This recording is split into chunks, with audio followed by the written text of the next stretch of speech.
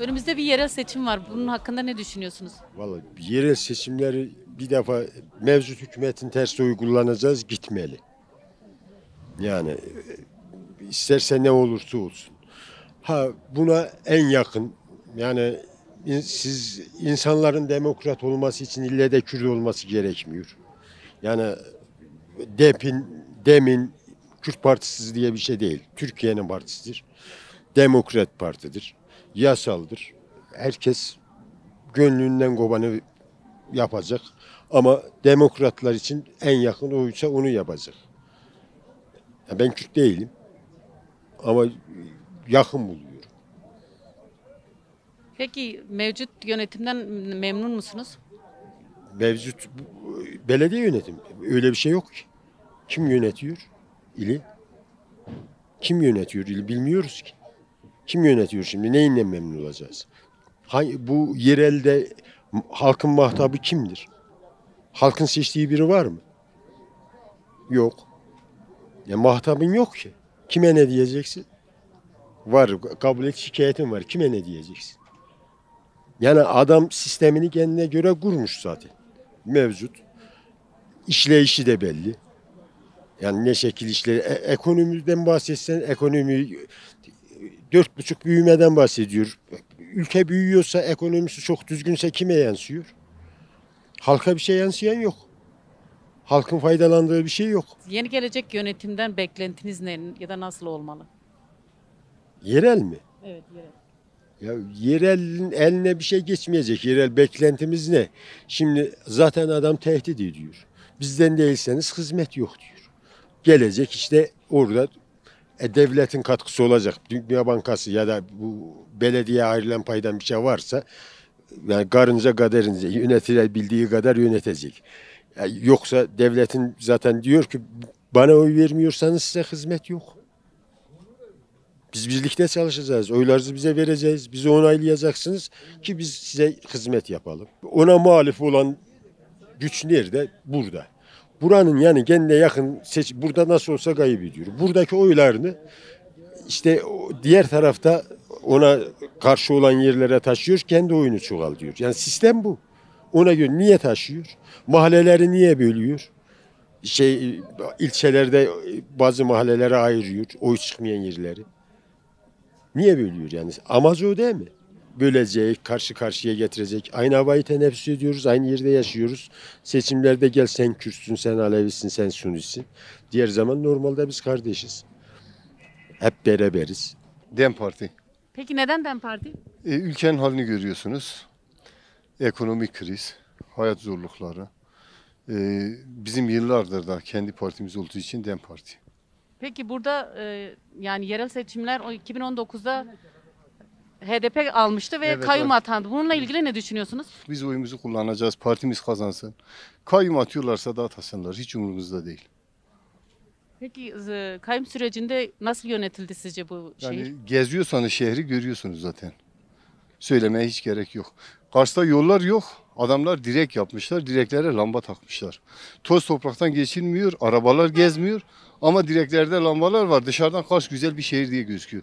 Kültürlerin belki başkenti olabilirdi. Ama pisliklerin başkenti oldu burası. Çünkü çalışılmıyor. Hiçbir şey yapılmıyor bu şehre. Peki DEM Parti dediniz ya, oyumu DEM Parti'ye veriyorum ve DEM Parti gelse beklentileriniz Şeffaf. nelerdir? Şeffaf bir çalışması var. Her şeyden önce. Yaptığı ve yapacakların her şeyi halka sunuyorlar. Gelen parayla giden parayı bile halka sunuyorlar. Halk biliyor belediyede neler yapılıyor ve yapılmıyor. Biz o yüzden oyumuzu DEM Parti'ye veriyoruz. Biz diyoruz ki bu sistem bitsin.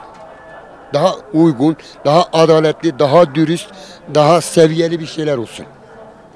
Bu tamamıyla halkı perişan etti. Biz istiyoruz ki Selahattin Demirtaş gibi insanlar başa gelsin. Selahattin Demirtaşlar gibi insanların yanına gidip derdimizi, şeyimizi söyleyebilelim. Şu anda hiçbir yere gidemiyorsun. Derdini anlatamıyorsun. Geçinemiyorsun. Açsın, yarı aç, yarı toksun.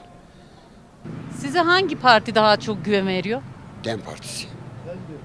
Çünkü sadece o Kürtlerin değil, bütün Türkiye'nin, bütün ulusların partisidir. DEM Partisi gelsin, adaletli sadece Kürtler dedim, az önce dediğim gibi sadece Kürtler için değil, bütün halklara kucaklı şekilde bir yönetim olsun. Biz bunu bekliyoruz. Ayrım olmadan, ırkçılık olmadan, ötekileştirme olmadan. Biz bunları istiyoruz. Sen Kürtsün, sen Türksün diye değil. Hepsini aynı çatı altında toplayabilelim. Bizim gayemiz bu. Kendimiz Kürt kökenliyiz, Kürdüz. Bizi de en iyi temsil eden DEM Parti'dir. Tekrar irademize sahip çıkmak için, bu kayyum atamalarına karşı çıkmak için, direnmek için tekrar DEM Parti diyoruz. İşte bu kayyum demokrasiye vurulmuş en büyük darbedir. Biz de bu darbeye karşı çıkmak için tekrar DEM Parti diyoruz. Kazanacağımıza da inanıyoruz. Peki mevcut yönetimden memnun musunuz? Hayır. Kime sorsanız zaten memnun değil. Ekonomi mi desen, yani yaşam refahı mı desen, ne desen yerlerde. Zaten şehrimizde de belki az çok gezmişsiniz, görüyorsunuz. Ne yol var, ne altyapı var, ne esnafın yüzü gülüyor, ne insanların yüzü gülüyor. Herkes halinden şikayetçi. Ama işte insanlar korkuyor bunu dile getirmeye. Ne bileyim yani. Çok şey ya. Anlatılmak istenen çok şey var da insanlar çekingen yani. Böyle yani. Peki siz bir genç olarak, Kars'ta yaşayan bir genç olarak sosyal alanları yeterli buluyor musunuz? Hayır, asla. İşsizlik oranı nedir sizce? Valla sosyal alanlar kesinlikle yetersiz. Zaten doğru dürüst Kars'ta bir tane çivi bile çakılmamış. Bunun herkes farkında.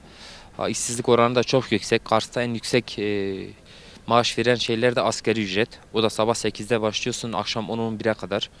Yani burada akşam 10'a da kaldın mı zaten servis sıkıntısı var. İnsanlar evlerine gidemiyor. Bu bir gerçek. Bir de kış memleketi. Şehrimizde çok sıkıntı var yani.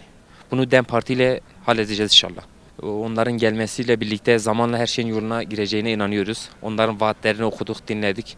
Çok güzel vaatleri ve şeyleri var. Tabii buna hükümet izin verirse, bir plan, program, bir yalan, bir iftira çıkarmazsa şehrimizin 5 yıl içinde çok güzel fark yaratacağına inanıyoruz DEM Parti ile. Yeni yönetim hemen acil ne yapmalı mesela? İlk hemen böyle temizlikten başlamalı. Güzel bir sağlık için. Çünkü her taraf çöp, pislik, toz geçilmiyor. Ondan sonra yol. Kesinlikle yolların yapılması lazım. İşte kadın çalışmalarımız olsun. Kadın çalışmaları çok düşük seviyede. Sokak hayvanları olsun. Yani gelen yerel yönetimlerin hiçbiri bu Kars'a bir şey yapmamış. Zaten bir önceki seçimde HDP olarak kazandık. Buna da kayyum atadılar. 1,5 yıl içinde çok güzel şeyler yaptık. İnsanların tekrar DEM'e yaklaşımı çok olumlu. Kars'ı en iyi şekilde temsil edecek partiye de oyumuzu vereceğiz. Yani daha çok çoğulcu bir demokrasiye hitap edebilecek bir parti. Peki hangi parti desem? Ya tabii ki de şu anki yürüttüğü politikalarla buna en uygun parti DEM Parti. Zaten Kars'taki bütün farklılıkları, kucaklayıcı politikaları, yerel yönetimler politikaları olsun, tamamıyla kucaklayıcı ve eşitçi bir yaklaşıma sahip bir parti. Yani Kars'a da zaten en uygun bir şekilde yakışacak olan DEM Parti. Yani oyumuzu da DEM Parti'ye vereceğiz zaten. Peki mevcut yönetimden memnun musunuz? Mevcut yönetimden memnun değiliz. Zaten şu anki gidişata baktığımızda ekonomik açıdan çok ciddi sıkıntılar var. İnsanlar geçinemiyorlar. Özellikle üniversite okuyan gençler üniversiteyi bitirdikten sonra işte hak ettikleri değeri görmüyorlar. Kendi bölümlerinden iş bulamıyorlar. Yeterli istihdam yok. Zaten çoğu kişi yurt dışı hayali kuruyor. Yani şu gidişatta hiç kimseye memnun değil. Halk olarak da memnun değiliz zaten.